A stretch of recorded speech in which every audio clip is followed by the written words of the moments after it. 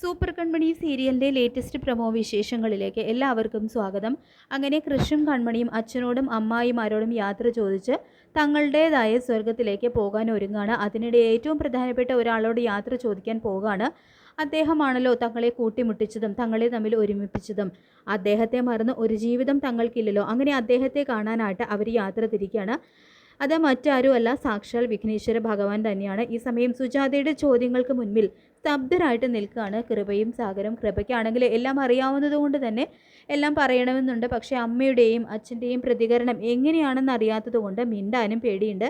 ഇതേസമയം കൃഷ്ണനും കൺമണിയും അമ്പലത്തിൽ എത്തുകയാണ്. കൺമണിയും കൃഷ്ണനും പ്രാർത്ഥിക്കുന്നുണ്ട്. ഭഗവാനെ, അങ്ങയുടെ ആഗ്രഹപ്രകാരം ഇതാ ഞങ്ങൾ ഒന്നു ചേർന്നിരിക്കുകയാണ്.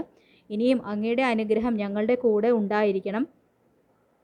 ഞങ്ങളിതാ ഒന്നിച്ച് ജീവിക്കാൻ പോകുന്നു. ഇനിയുള്ള ഞങ്ങളുടെ ജീവിതവും അങ്ങയുടെ ആഗ്രഹപ്രകാരം മനോഹരമായിരിക്കണം എന്നൊക്കെ കൺമണി പ്രാർത്ഥിക്കുന്നുണ്ട്. ഇതേസമയം ഉണ്ണി നമ്പൂതിരി അവിടേക്ക് വരുന്നുണ്ട്. ഞാൻ പറഞ്ഞില്ലേ ചേച്ചി, 2 ദിവസത്തിനകം നിങ്ങളുടെ കല്യാണം നടക്കുമെന്ന്. ഇപ്പോൾ ഇതാ കണ്ടില്ലേ, നടന്നില്ലേ. ഇനിയും നല്ല സന്തോഷമായിട്ടുള്ള കാര്യങ്ങളൊക്കെയാണ് നടക്കാൻ പോകുന്നത്. ഇതാ കല്യാണം കഴിഞ്ഞതല്ലേ, ഈ മധുരം കഴിക്കുമെന്ന് പറഞ്ഞുകൊണ്ട് ലഡ്ഡു കൊടുക്കുന്നുണ്ട്. ഈ സമയം കൃഷ്ണൻ കൺമണിയും ചിരിക്കുന്നുണ്ട് കേട്ടോ. അപ്പോൾ കൃഷ്ണൻ, എൻ്റെ അച്ഛനും അമ്മയും കൺമണിയെ അംഗീകരിച്ചിട്ട് ഞങ്ങൾക്ക് ഞങ്ങളുടേതായ ജീവിതം തുടങ്ങും. അതുവരെ ഞങ്ങൾ പൊന്നൻമേട്ടിൽ പോകുകയാണെന്ന് പറയാണ്. ധൈര്യമായിട്ട് പോകൂ, ഒന്നും പേടിക്കേണ്ട, ഭഗവാൻ കൂടെയുണ്ട്. മാത്രമല്ല വൈകാതെ തന്നെ കൺമണി ചേച്ചിയെ വീട്ടുകാർ അംഗീകരിക്കുന്നു പറയുന്നുണ്ട് കേട്ടോ ഉണ്ണി നമ്പൂതിരി. ഇതേസമയം താങ്ക്സ് തിരുമേനി എന്ന് പറയാണ് കൃഷ്ണ. കൃപയാണെങ്കിൽ അമ്മ എങ്ങനെയാണ് നുണയൊക്കെ അറിഞ്ഞത്, അതൊക്കെ വെറുതെയാണ് അമ്മയെന്ന് പറഞ്ഞ് സുജാത സമാധാനിപ്പിക്കാനൊക്കെ ശ്രമിക്കുന്നുണ്ടെങ്കിലും സുജാത അതൊന്നും കേൾക്കുന്നില്ല. ആരാണ് ഇങ്ങനെ പറഞ്ഞതെന്ന് സാഗർ ചോദിച്ചപ്പോൾ സുജാത ആണിങ്ങനെ സാഗർ മാനസ ആൻറ്റി അമ്മയോട് പറയുന്നത് മറ്റും കേട്ടുവെന്ന് പറയാണ്.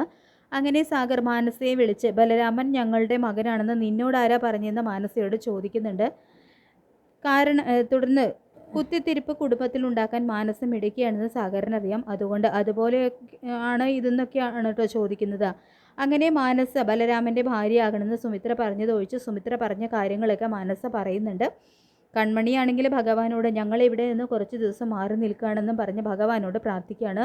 പിന്നീട് ഭാഗ്യശ്രീ ജാമ്യത്തിലിറങ്ങിയ ബലരാമനെയും കൊണ്ട് ലാലിയുടെ അടുത്തേക്ക് വരുന്നുണ്ട്. ലാലിയാണ് ഏട്ടനെ അവരുടെ അടുത്ത് നിന്ന് മാറ്റിയതെന്ന്, മരിച്ചുപോയെന്ന് കള്ളം പറഞ്ഞു കൊടുക്കുന്നുണ്ട് കേട്ടോ ഭാഗ്യശ്രീ.